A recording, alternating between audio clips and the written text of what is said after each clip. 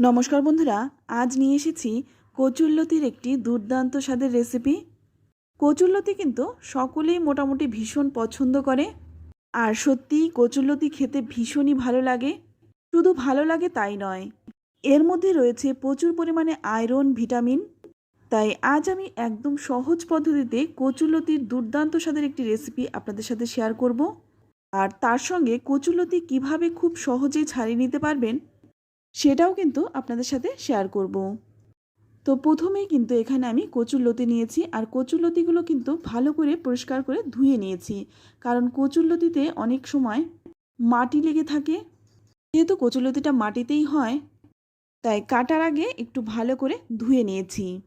আর কচুরলতি কাটার সময় কিন্তু হাতে আমি একটু সর্ষের তেল মেখে নিয়েছি। কচুরলতি কাটলে কিন্তু হাতটা কালো হয়ে যায়। যদি একটু সর্ষের তেল মেখে নেওয়া হয় তাহলে কিন্তু হাতটা কালো হবে না। তো এখানে দেখুন আমি কিন্তু কচুরলতিটা কিভাবে কেটেছি সেটা একটু দেখিয়ে দিচ্ছি।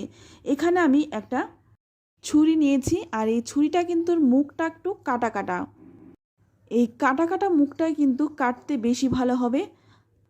এই রকম যদি একটু এই কাটা কাটা ছুরি দিয়ে গাটা একটু ঘষে নেওয়া হয়, খুব সহজেই কিন্তু খোসাটা উঠে আসবে। একদম কোনো রকম ঝামেলা হবে না, ছাড়াতেও একদমই কষ্ট হবে না, খুব সহজেই ছাড়িয়ে নিতে পারবেন। এবার এই লতিটাকে আমি 1 আঙুল করে কেটে নেব। তো আপনারা কিন্তু এর থেকে ছোট করেও কাটতে পারেন। তো আমি কিন্তু এই রকমভাবে সমস্ত কচুর লতিগুলো কেটে নিচ্ছি।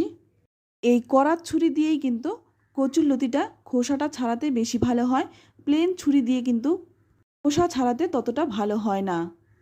তো দেখুন সমস্ত কচুর লতিগুলোও কিন্তু আমি ভালো করে কেটে পরিষ্কার করে নিয়েছি। এবার অপর দিকে একটা পাত্রের মধ্যে আমি কিছুটা জল নিয়েছি, আর এই জলের মধ্যে দিয়ে দিলাম হাফ চামচ লবণ।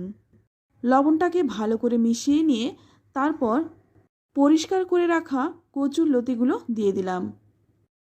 তারপর ভালো করে একটু নেড়েচেড়ে মিশিয়ে নিয়ে একটা ঢাকা দিয়ে 7-8 মিনিটের মতো সেদ্ধ করে নেব।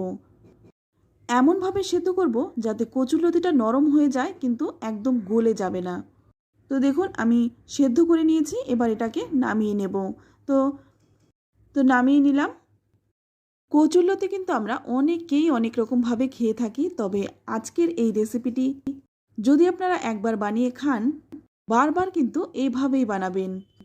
এবার সম্পূর্ণ রান্নাটা করার জন্য কড়াই গরম করে নিয়ে এখানে দিয়ে দিলাম 2 চামচ সর্ষের তেল।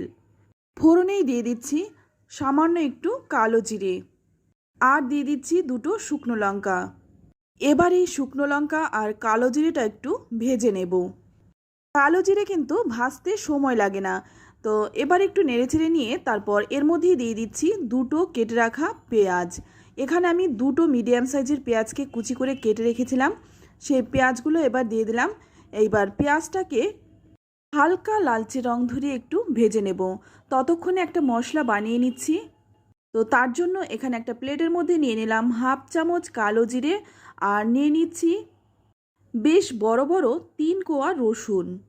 এই মশলাটা দিয়ে আপনারা একবার কচুরলতি বানিয়ে খেয়ে দেখুন, আমি গ্যারান্টি দিয়ে বলতে পারি অন্য কোনো মশলাই আর দেবেন না। এই মশলাটা দিয়েই কিন্তু রান্নাটা বারবার করবেন। তো এই দিকে দেখুন পেঁয়াজটাও হালকা রং ধরে গেছে। এবার এর মধ্যে দিয়ে দিচ্ছি কয়েকটা চিংড়ি মাছ। এই চিংড়ি মাছগুলো আমি আগেই কেটে বেছে ধুয়ে রেখেছিলাম, তারপর নুন হলুদ মাখিয়ে রেখেছিলাম। এবার এই পেঁয়াজের সাথে চিংড়ি মাছটাও একটু ভেজে নেব। চিংড়ি মাছটা একটু নেড়েচেড়ে নিয়ে এবার এর মধ্যে দিয়ে দিচ্ছি 10 থেকে 12টা চেরা কাঁচা লঙ্কা। ঝালটা কিন্তু নিজেদের স্বাদ অনুযায়ী দেবেন, যে যেমন ঝাল খেতে পছন্দ করেন।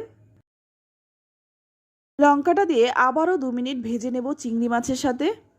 তবে যারা চিংড়ি মাছ খেতে পছন্দ করেন না বা চিংড়ি মাছে অ্যালার্জি আছে, তারা কিন্তু চিংড়ি মাছটা বাদ দিয়ে বাদবাকি যে মশলাগুলো দেওয়া হয়েছে বা যেভাবে রান্নাটা করা হচ্ছে সেভাবেই রান্নাটা করবেন, সেটাও খেতে কিন্তু খুব ভালো লাগবে। লঙ্কা আর চিংড়ি মাছটা যখন ভালো ভাজা হয়ে যাবে তখন এর মধ্যে সেই বেটে রাখা মশলাটা দিয়ে দিলাম। আর এই মশলাটা দেওয়ার সঙ্গে সঙ্গে অসাধারণ একটি গন্ধ ছাড়ে, সেই গন্ধটাই কিন্তু খিদেটা বাড়িয়ে দেয়। তো দেখুন মশলাটা দিয়ে একটু ভালো করে কষিয়ে নিচ্ছি যাতে মশলাটা থেকে তেল ছেড়ে আসে। তো ভালো করে কষিয়ে নেওয়ার পর এবার ভাপিয়ে রাখা কচুর লতিগুলো দিয়ে দিলাম। একদম সহজ সাধারণ সিম্পল একটি রান্না। রান্নাটা করতেও খুব একটা সময় লাগে না, আর খেতে তো দুর্দান্ত হয়। গরম গরম ভাতের সাথে অন্য কোনো কিছুরই প্রয়োজন হবে না, শুধুমাত্র এটা দিয়েই কিন্তু খাওয়া হয়ে যাবে। তো এবার এর মধ্যে দিয়ে দিলাম সামান্য একটু লবণ, আর দিয়ে দিচ্ছি সামান্য একটু হলুদ গুঁড়ো। লবণ কিন্তু আমি কচুরলতি সেদ্ধ করার সময় দিয়েছিলাম, সে কথা মাথায় রেখে কিন্তু লবণটা পরিমাণ মতো দিতে হবে।